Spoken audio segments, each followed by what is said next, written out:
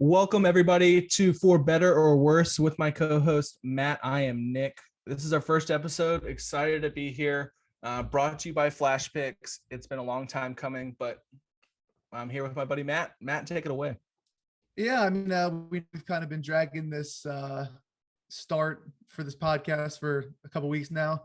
But Nick's back from vacation, didn't get the tan that he probably wanted, but he didn't get sunburned. So I guess it's kind of a net positive, however you take it. But we're back in the grind, ready to go. Again, brought to you by FlashPicks. Thank you for this opportunity.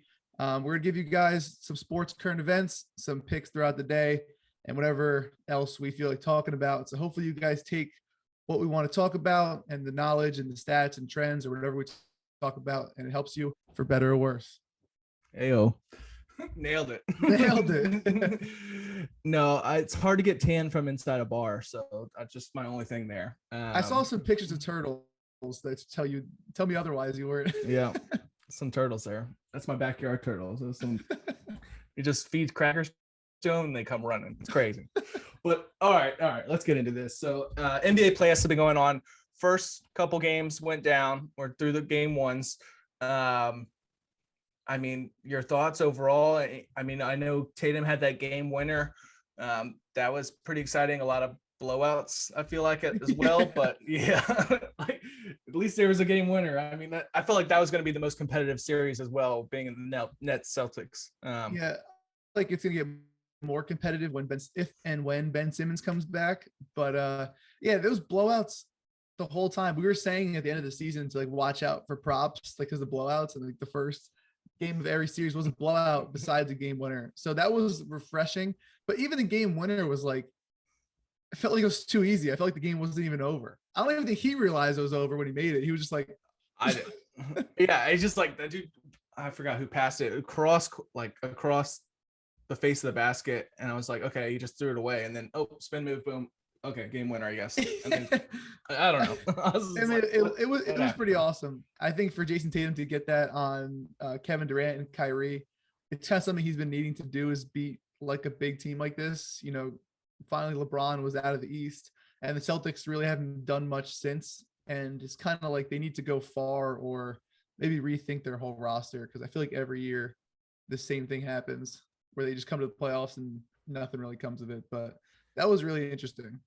Yeah, I feel like they have a deep team, but it's like, I don't know, can they put the pieces together? I think Robert Williams being out is huge. But yeah, I mean, I think the deep teams are gonna win, especially with guys like Jaylen Brown and Jason Tatum, like the Suns on the other end. Those are just deep rosters, where then you have the Nets, who are just like so top heavy, and it's tough to win a series being top heavy. Yeah, that's true. That is very true. Other games that went on, I mean, we have to talk about the Wolves a little bit coming out. Look, it's not that unexpected since John Morant's playing. The Grizzlies are a worse team. That's how it works. No, it's a weird fact, but they are a better team without him statistically, but he's just a dynamic player. I think he just tried to force it at the end of that game. What are your thoughts? I mean, yeah, analytically, it doesn't make sense, but it's true. So, I mean, I can't really argue that. But I mean, I think the Timberwolves I think they're legit. I think they're another like this grind out gritty team like the Grizzlies, where I feel like if the Grizzlies were playing a team like the Jazz, they'd have an easier time, because I feel like the Jazz really aren't that gritty anymore. And I think the Wolves and the Grizzlies are just too like, they're just going to go at it. And I think that's not what it's not what the Grizzlies wanted to face. Like both these teams have something to prove and they want to win. They have some veterans on the team and some nice young talent. So it's going to be a fun series to watch. But I really think the Timberwolves are just legit. I think it's going to be a tough series. Yeah, I mean, they have three dynamic players that can kind of, I mean, here's the thing. It's like pick your poison, especially if you're like looking at props. It's like, all right, I pick D'Lo. No, he's not going off. Cat's going off. And it just alternates.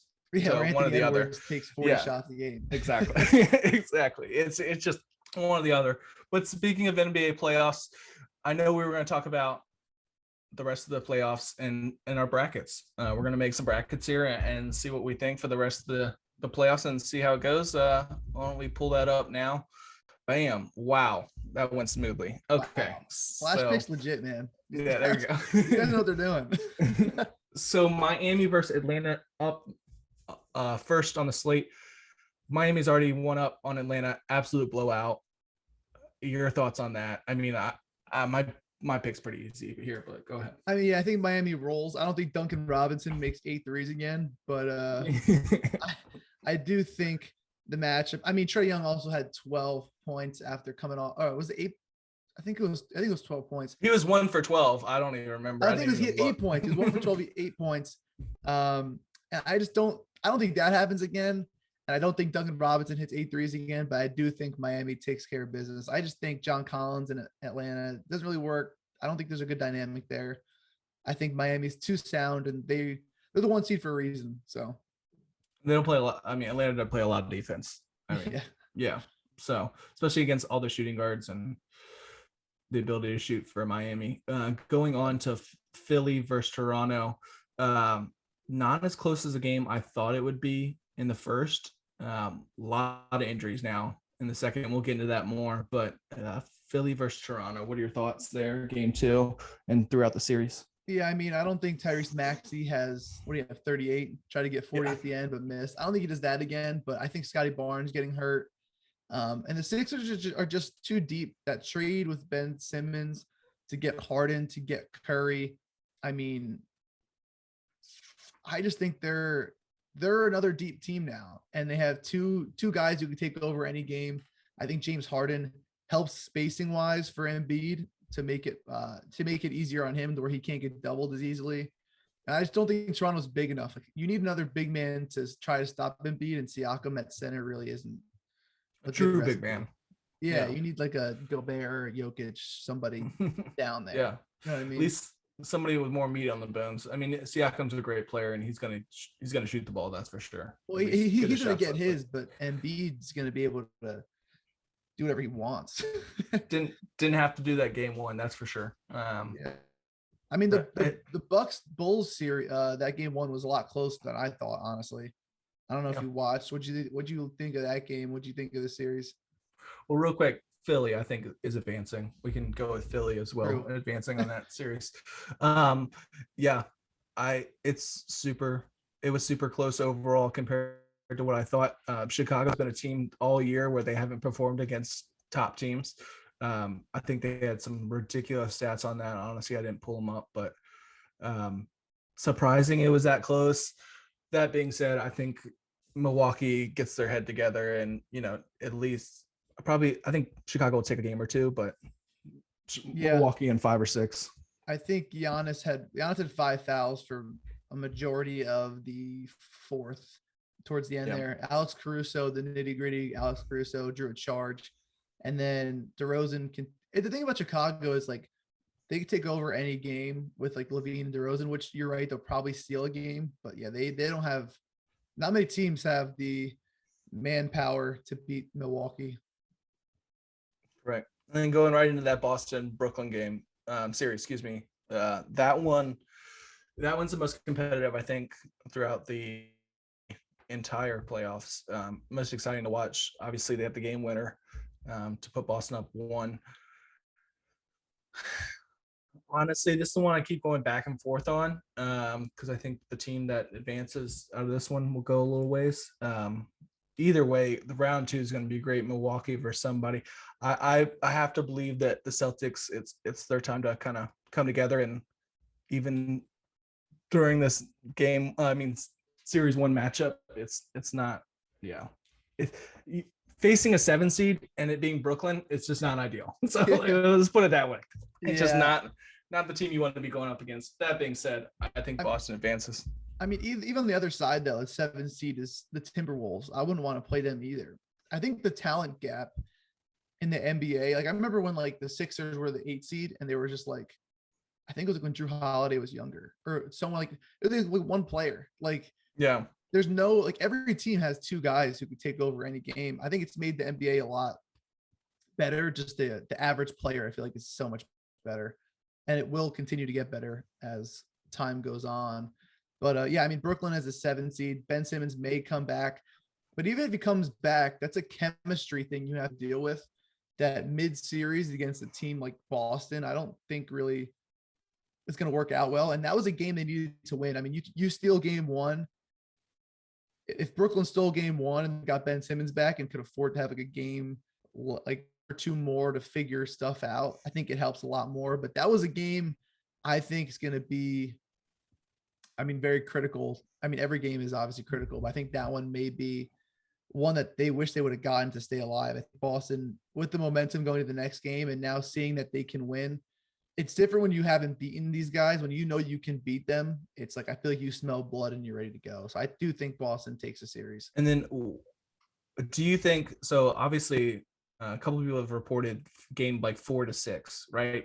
Are they down 3-0 to Boston? Do they play them? Like that's the other thing it's in the back of my head is like, is there any point to where they're like, oh, it's not worth it, let's just quit on Ben Simmons, at least for this year? I mean, I think if you're down 3-0, you have to play him just because you're like, all right, we have to throw something else out and see what works.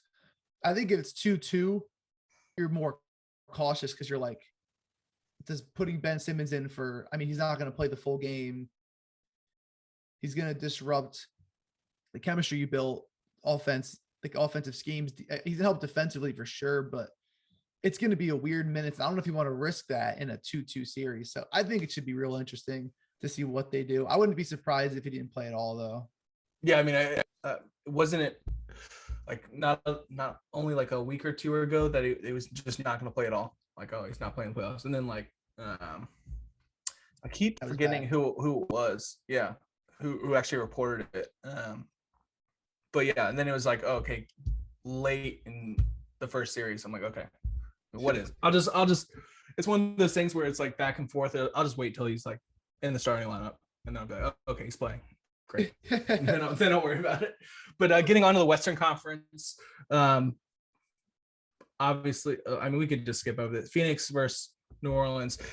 New Orleans did come back a little bit in the third quarter, made it competitive. I believe it was a 7 or 8 point game, but then Chris Paul just turned it on again, started shooting threes, dishing it, just 14-4 run at the start of the fourth, and just started crushing them.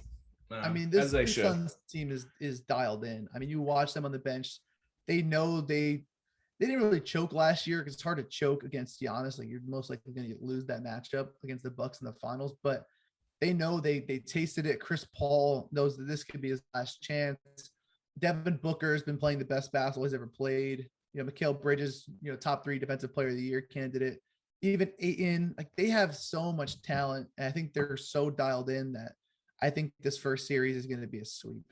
Like, no question. Yep. No, I believe so as well. Pretty simple. And you got players coming off the bench like Cam Johnson and stuff like, I mean, it's just, they got a great team. Dallas versus the Jazz. Obviously no Luka, and we'll get into that more later in the episode, but it was relatively competitive in game one for no Luka. I thought it'd be more of a blowout overall, but the Jazz do take game one. Thoughts on going into the rest of the series? I think obviously it's all up to Luka as to whether he plays or not. If he doesn't play, I don't think they have any real chance. They might take a game or two, but I mean, you have to have Luka. Agree. I think it was closer than I thought, like we were talking about before. It was definitely closer than we thought. I just hate Utah. I don't know why. Like, I think Donovan Mitchell clearly wants to leave. Gobert, like, it's just hit or miss. Like, I don't think they like each other at all. Like, I just don't like the vibes there. But again, like, I don't think Dallas is good at all without Luka. So it's basically a cakewalk if he doesn't come back. If he comes back game 3 and they're down 2-0 and he's a little hobbled, they could probably lose this series. But I don't know. I don't see Dallas coming out unless Luka comes back. But that being said, they could win the next 4 once he comes back. So I think it's up in the air. So we have to make a pick. Which one are we going with? With the information we've based off now, I'm taking the Jazz. I think. Yeah, I trust them more overall. I think they win more convincingly this time, and then they try to force Luka back for game 3. Maybe he's not 100%. Might get hurt again. Yeah, I think it's just too much. I mean, Utah's not a bad team. I just, for some reason, I don't like them. I just don't think they like each other. But I mean, they're a good team. They're a sound team. They have size. They have shooting. They have some veterans. I think they do take it with a little gift from above on that first series there. And they play defense, so that's important too. So, and nothing against the Mavs. I actually love Luca, but I love him too much. Like he's that whole team in my mind. Golden State versus Denver. Yeah, Steph was back, came off the bench. Really interesting there, but I mean, it Yeah. makes a weird matchup overall. They took game one. I kind of liked Denver in the first, and then they started making Golden State started making a bunch of shots, and I was just like, okay, well, that was a dumb idea. Well, So that's kind of what happens. They shot 45% from three, which Golden State can shoot. That's still a little above average. I think Clay and Jordan Poole both had 5 threes. I don't see them shooting that well again. I mean, Jokic had like a plus or minus of minus 19. Aaron Gordon didn't play well. They are still missing Jamal Murray, which is huge. I'm not sure if they could beat a healthy Golden State without him. But again, I've seen crazier things happen. Denver's still a very deep team. I think this series goes 6 or so, but I do think Golden State takes it in the end. yeah, and the Jamal Murray news, the team doctors have actually cleared him. It's apparently all on him now. So, which has been, I mean, that I feel like that's happened a lot this year in sports, and it's really weird. Is it teams forcing it, or is it players just trying to protect their money? Is it like, well, it could be different. Like, if you hop in after being hurt and then try to play playoff basketball tempo, you're almost asking to get hurt again. So like, he could just be like, let me, I've missed the last 2 seasons basically. Let me just regroup and then come back. Make sure with an off season and try to get healthy. So that could be that too. Devil's advocate, it could be a mental thing. I mean, again, coming back after all that time, it's just like, all right, you're a little bit. Well, it's true. I mean, at the end of the day, it's still your stats. You're going to get paid based off your performance. So if you're still, I wouldn't advise him to come back. I mean, I don't either. I think you should just rest it up. I mean, this is your livelihood. If you get hurt again and you're gone, you don't get another contract that's big at all. You know what I mean? And I'm more pro player in that aspect than anything else. But I think Golden State takes a series. And then Golden State as well. I'm with you on that. Memphis versus Minnesota. We briefly spoke on this before. Where do you see the rest of the series going? I mean, I kind of like Minnesota. I mean, the Wolves look really good. I mean, you could see my Minnesota jersey, my Karl Towns jersey in the back. There you go. Here. Karl Towns from Piscataway. Shout out P-Way.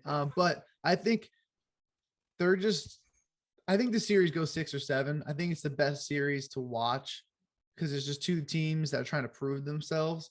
But I do think Minnesota I don't even know the word. I don't want to say swagger because that just sounds so stupid, but like I love what they bring to the table. I love Anthony Edwards, and I think they have more guys who can close out a game than the Grizzlies do. I trust D'Lo, I trust Cat, I trust Anthony Edwards. I only really trust Ja on Memphis to close the game. Yeah, I definitely don't trust Jaren Jackson. There we go. First appearance. I definitely don't trust Jaren Jackson. That dude fouls out more than anybody. I mean, as a team, I like how they play, especially when Ja isn't in the rotation. But I mean, it's just a weird dynamic. I really can't understand it because I've watched them play both ways. This is the game like I have questions on. It's like how the series is going to go. I'm going to go with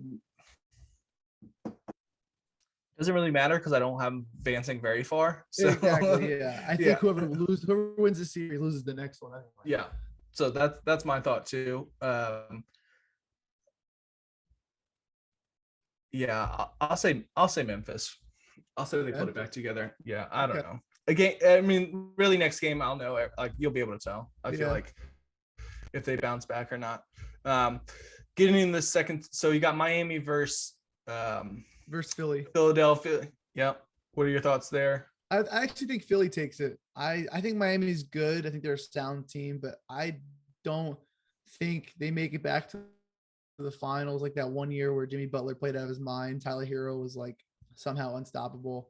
I mean, they're a good team. Like I like the way they play. I just think Philly's too much. Yeah, I think Miami's really deep overall, but yeah, I think Embiid's gonna cry. It's not gonna be in the semifinals. It's gonna be in the Yeah. conference finals. So, So then you got Milwaukee, Boston. and I got Boston going that. I think that it's a really good time for them right now. And Greg over at Osmo actually hooked me up on that. He put out this pick a while ago for them to win it all. Back when they were like way down in the standings, and good for him. But yeah, I have Boston advancing, and that, and we can go right through to the conference finals, at least on the Eastern side. Yeah. Yeah. Who do you have in the Eastern Conference Finals? Who do you have taking the Eastern Conference? Boston versus Philadelphia, and then I have Boston advancing to the finals. Okay. So I am disagreeing on the Boston because I love Milwaukee. I think Giannis, Drew Holiday, Chris Middleton, Bobby Portis, Brooke Lopez. I think they have some shooters in Connaughton and Allen, Wesley Matthews. I think this team is just so deep. I think it's Giannis's league, and we're just living in it now. Again, the only team I could see them winning, we talked about this before, the series between if Boston and Milwaukee play, I think whoever wins that series goes to the finals. So yeah, I think that's the toughest series on the table. I'm going Milwaukee to the finals playing Philly. So I have Bucks, Sixers with the Bucks advancing, and Nick has Boston Sixers with Boston advancing. Yep. Getting down below the Western Conference semifinals, we got the Suns versus Utah. We'll just advance the Suns. Yeah. I mean, just do your Eastern Conference final, Western Conference Finals, and Western Conference winner. Yeah. So I have Golden State. At the end of it, I have Golden State versus the Suns, and I have the Suns advancing. So Celtics Suns on my end. Yeah, I think it's the NBA that has a lot of repeat winners and repeat finals. You have like the Spurs versus the Heat, the Cavs Warriors. I think we're going to see the Bucks and Suns again.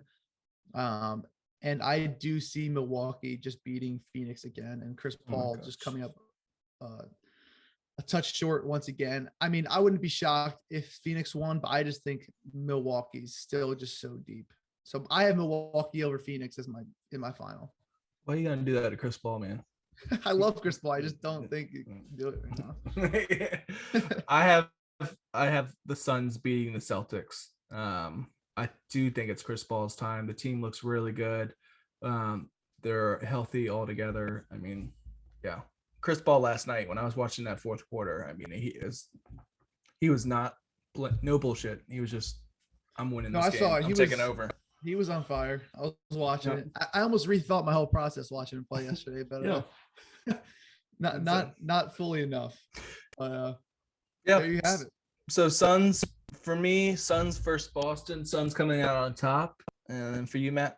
Yeah, Bucks over Phoenix for me. So fair enough. Should be an interesting second round series if we get our way.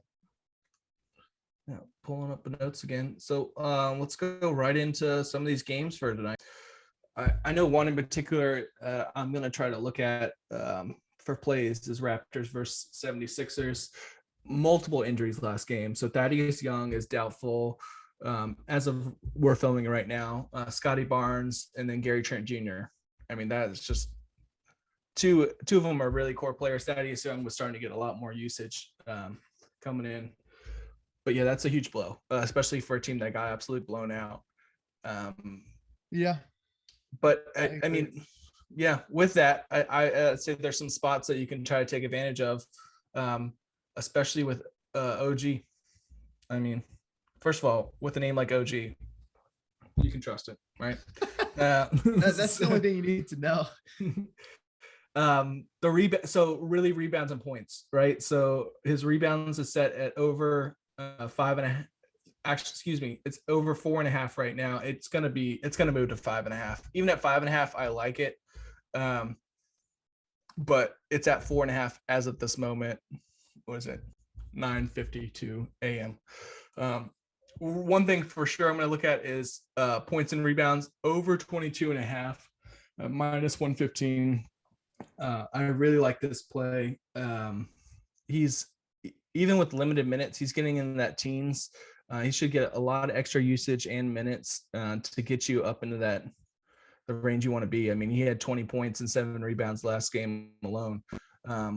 Yeah. And I think, again, with Scotty Barnes and Thaddeus Young and Gary Trent Jr., if it all trends to the out, I think it's a great play overall. His points are at 16.5 at minus 110, another one as well. So if you had to do something, I'd probably the PR first, rebounds. If you get 4.5, I would do that second, and then points at 16.5 over on all of them. I like the matchup, and I like how he plays, and some decent numbers. Siakam today, I mean, I don't know how you can't. Him and Maxey, right? Those are the two people that are going to be like, okay, like, let's bet them. And I don't think it's a bad bet. It's going to be a popular one, that's for sure. So Siakam's points at 25.5.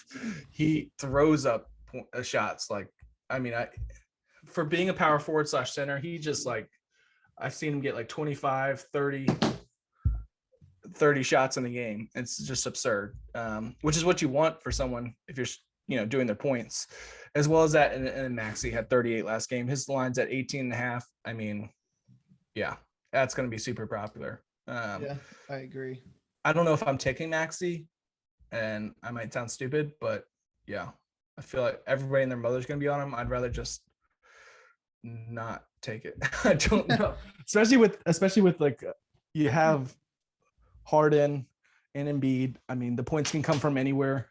It's one of those things where it's like, okay, it's like we were talking about with the Wolves. It's like, you pick your poison. Who's going to go off? And I think the Raptors are going to game plan around trying to contain Maxey a little bit more. So yeah, I mean, if you want to ride the hot hand, Maxey, / popular hand, but I'd rather just like find some other pieces with those injuries, like we talked about. What are your thoughts? I agree. I think everyone's going to be on Maxey over points. I mean, not a bad play, but I don't really like to be on that side of the one I know everyone else is going to be on, especially because he only took more shots because he was feeling it. If he's not feeling it, he's not taking nearly as many shots, thus not leading to many points. I think if he hits this, he'll have 20, 21. It's not going to be like he's going to get 38 again. Tyrese, if you're listening, by all means, go for 38. But I mean, like, I don't really see it happening right now, especially with the Sixers don't need him to. So, you know what I mean? Like, James Harden and Embiid, it can come from basically anyone else where he's not really forced to take those shots. So I think the OG is a good spot to attack. I think you want to attack someone that's going to get an uptick in minutes, and, has seen some playoff series before. And I think OG is the one to target. Yeah. Getting onto that, I know you had some thoughts as to the Nuggets Warriors game. Yeah, what do you think? I don't think I'm gonna have a play here. I mean, I do think that I really don't know. I mean, I think Jokic bounces back. I think he has to, especially with this MVP talk. Like, I think if he doesn't perform or have a great game, it's gonna really just make, because people already, oh, it should go to Embiid. Oh, it should go to Jokic. I think the Jokic haters will get more firepower, more of a sample size to argue the MVP. And I think Jokic knows like this team runs through him. So I think his usage will be through the roof. I think he may have to get like a triple double for them to win. I'm not going to have a play. I may have some live spots, but I don't think the Warriors shoot as well as they do. I think it's a closer game. So maybe you lean Nuggets +7, but in Golden State, it's just so hard to, because the way they play, if they're shooting threes, they're going to cover. It's just simple math. So, I mean, it's tough for me. I don't think I have a play here, but I think it's a closer game than we saw last time. And I'm leaning Nuggets +7, but I'm not sure if they can close it out at the end. Yeah, I mean, I'm a huge Joker fan. I think he does deserve the MVP. I think it's close overall. But yeah, he's got to put on game 2. And then when you're trying to pick the Warriors, it's like pick your poison again with everybody being back and healthy. I know a lot of people were on Steph last game, and that didn't work out well. So Yeah. uh, Jazz Mavs game 2. Luka back. I don't. He's doubtful right now, and I don't think he'll be back till game 3.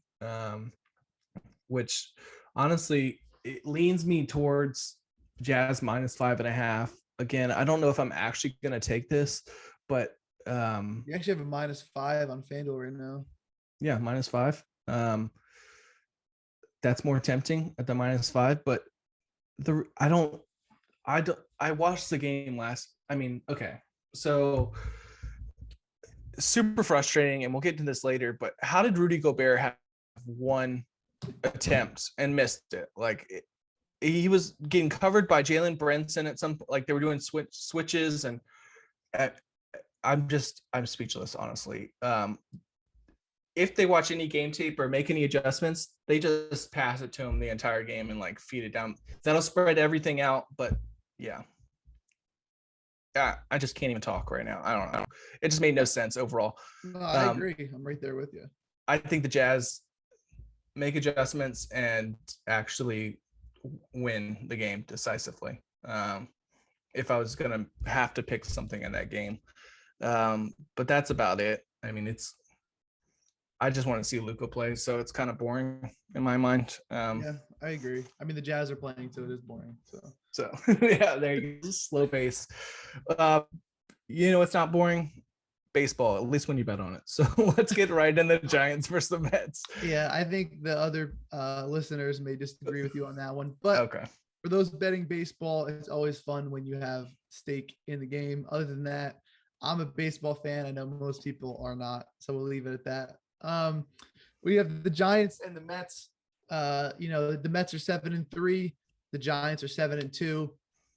It's a good matchup. I know it's early on in the season, but two of the top teams, the top 5 teams in the NL right now, I think the Mets will stay in the top 5. The Giants won't, but that could be personal bias. But at the end of the day, I don't think the Giants have the lineup that they can. They lost Chris Bryant. They lost Posey. I just don't think their pitching is always there, but their lineup is they're going to need some help at the deadline. But we have Tyler McGill versus Alex Cobb. Fun fact. Didn't know if you guys any that, but okay. But Tyler McGill, who took over DeGrom's start because DeGrom's injury, took over the opening day start, has actually pitched 2 games and is not allowed to run in those 2 games.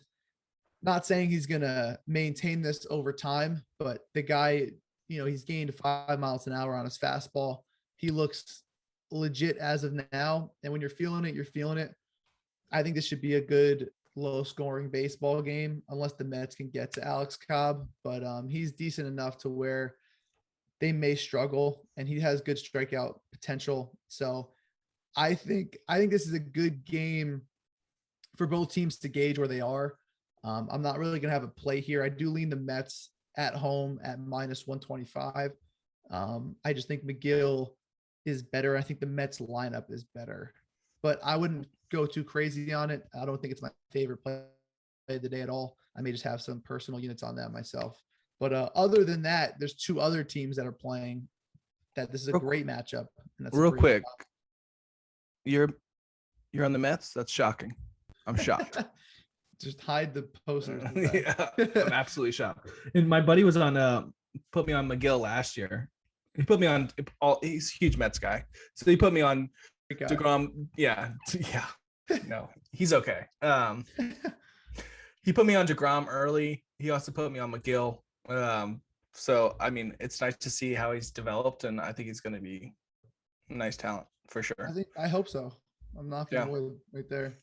I do like the misery of Mets fans. I think it's pretty funny on the outside looking in. Yeah. It gets old after a while, but I'm sure. Look, I'm a Washington fan. Okay, for football at least. So don't have to tell me about getting old.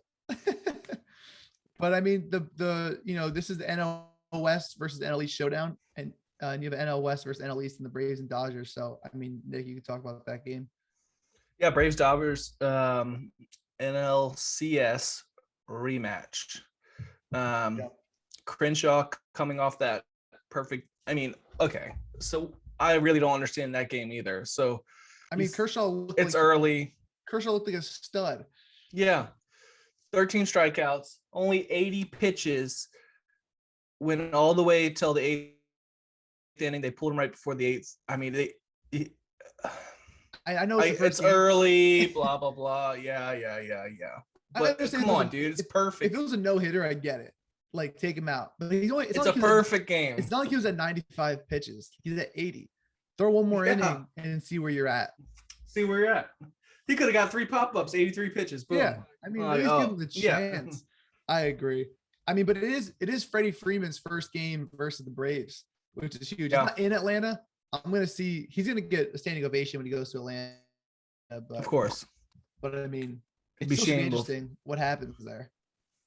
I mean, does he hit home run? Is that what we're like a revenge narrative? Honestly, I love those. You can look at it. Yeah. I mean, with Kershaw on the mound and on the mound for the Braves. No. Yeah. I don't think the Braves stand too much of a chance.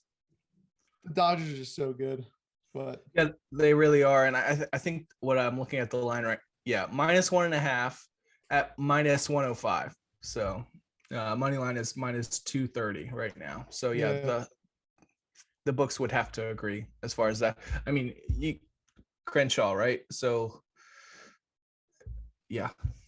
I agree. I think the Dodgers, the Dodgers are just so good. Like, this is just getting stupid every year where they could just they even lost Corey Seager and they get Freddie Freeman.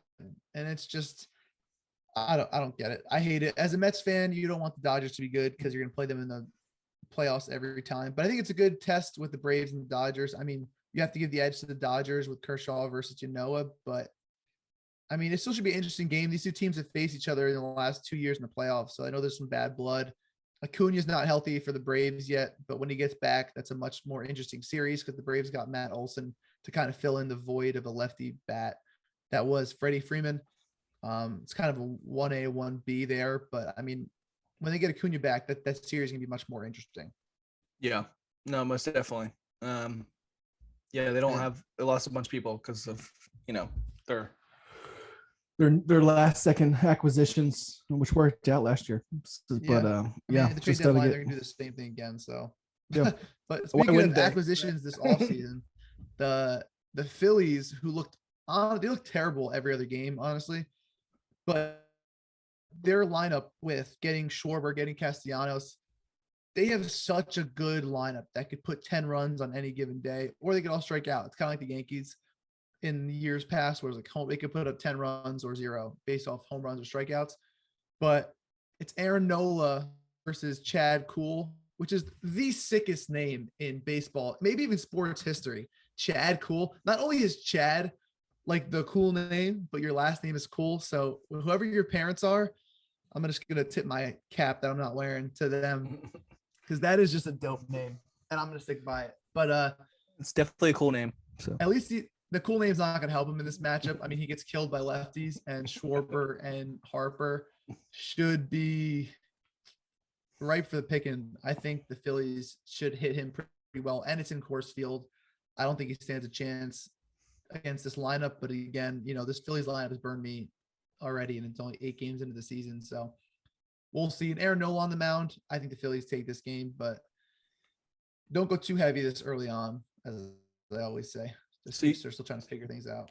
So you think they take the full game, or what are your thoughts as far as if you had to play something? Or I definitely have a play on this game. I think I'll trust the Phillies first 5 more. For my non-baseball fans, first 5 is they have to be winning by the end of first 5. So if we have first 5 -0.5 or first 5 result, the Phillies need to win the first half. So after the end of the 5th inning, they have to be winning for you to hit. That's what my favorite play of the day is. It was -120 this morning, but as we are now recording, it's -130. Still would take it there. I think that's the play with Phillies. Aaron Nola is a stud veteran, and Chad Kuhl, as dope as his name is, it's not going to help him out today. And I know you were talking about anything on like team totals, or I think just the thought.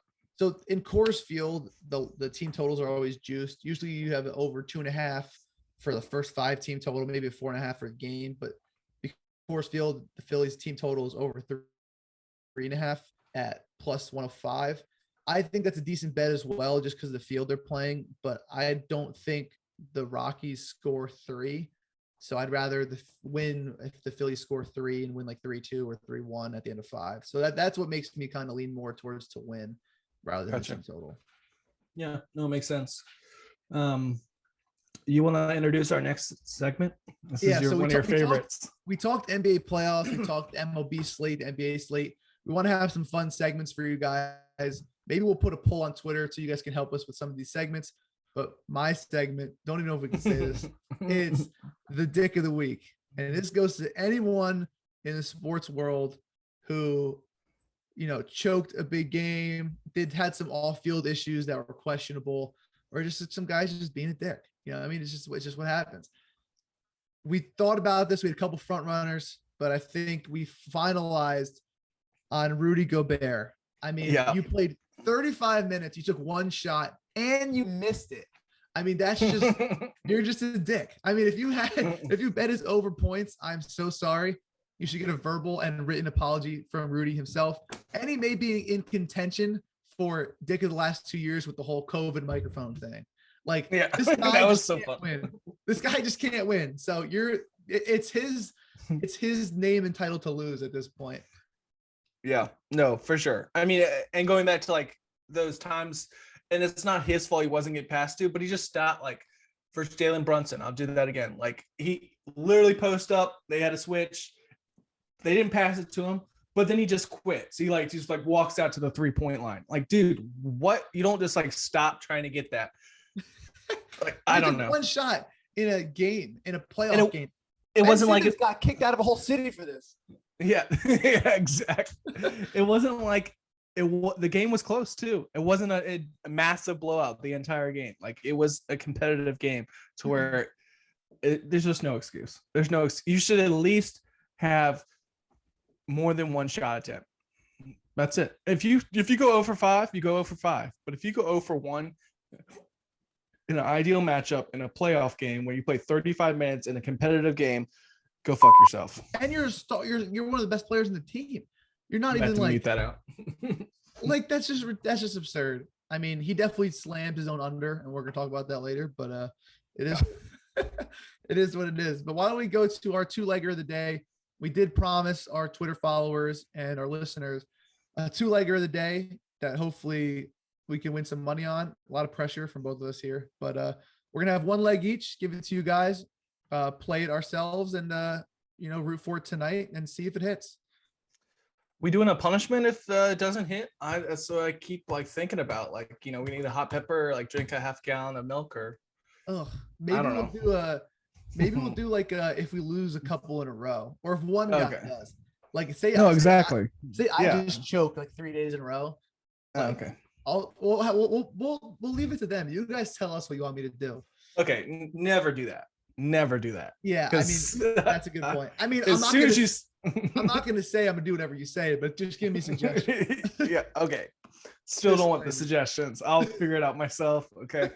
No. I know we've already mentioned mine pick. I don't know about yours, but I'm going right back to OG in the Raptors game.